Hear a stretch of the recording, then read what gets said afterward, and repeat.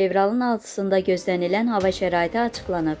Milli Hidrometeorologiya Xidmətinin məlumatına əsasən Bakıda və Abşeron yarımadasında hava şəraitinin dəyişkən buludlu olacağı, arabir tutulacağı gözlənilir.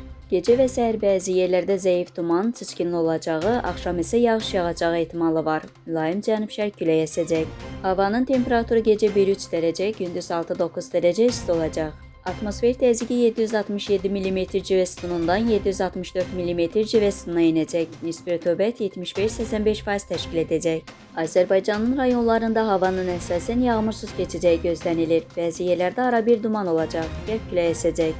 Havanın temperaturu gecə 1-6 dərəcə, gündüz 7-10 dərəcə isti.